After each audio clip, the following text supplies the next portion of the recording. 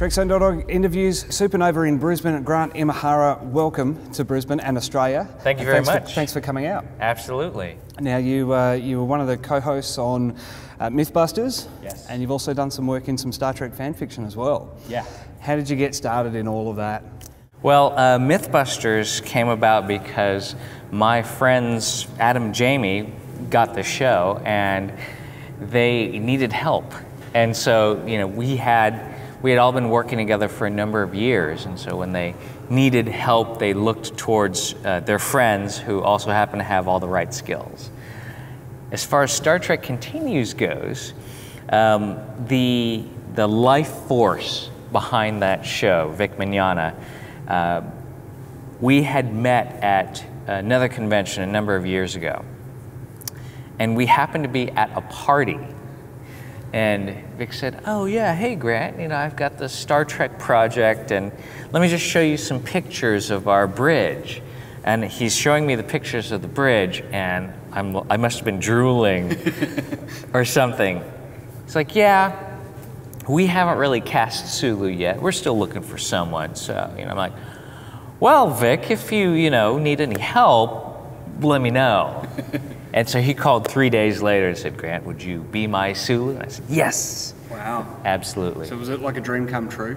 Oh, it's better than a dream come true. I mean, you know, I grew up watching reruns of Star Trek, the original series, and, you know, George Takei was one of the few Asian American role models on TV at that time. I mean, most of the time, if you see an Asian guy on TV, he's like a gangster or a thug or some other type of bad guy. And here, you know, Sulu is not only part of the core crew, he's not only a hero, he's flying the ship.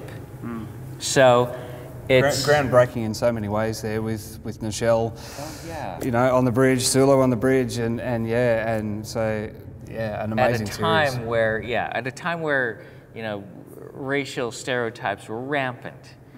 And so to get the opportunity to not only play that character, but wear the world's most accurate uniform made by Novos on the world's most accurate full-scale Enterprise set. And I'm not just talking the bridge. We've got the captain's quarters, the transporter room, sick bay, conference room.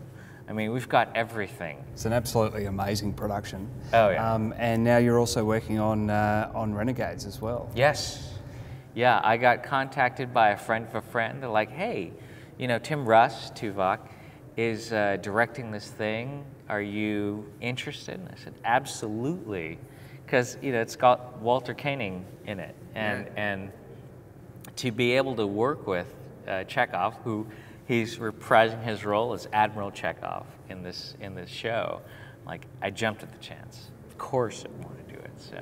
And I mean, you started going back a little bit. You started at ILM, and you worked on the prequel movies, yes, as well as many other things. Yeah.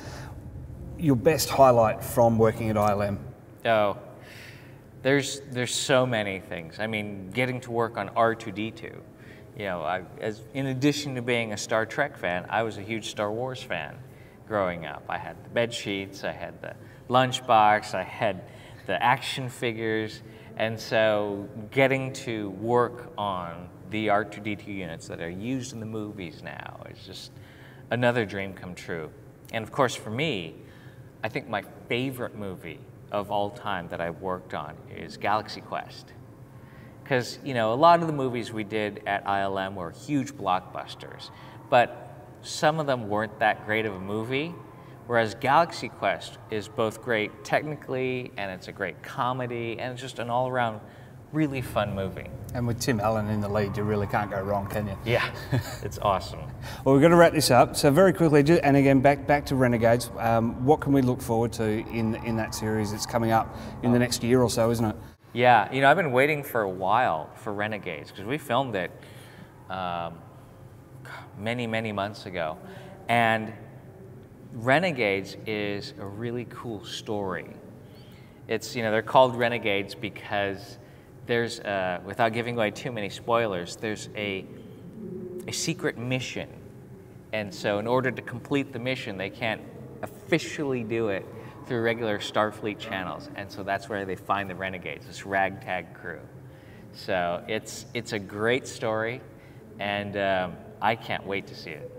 Fantastic. Well, Grant, thanks so much for coming out to Australia and checking in with us here at Supanova, and look forward to Renegades. All right, thanks a lot.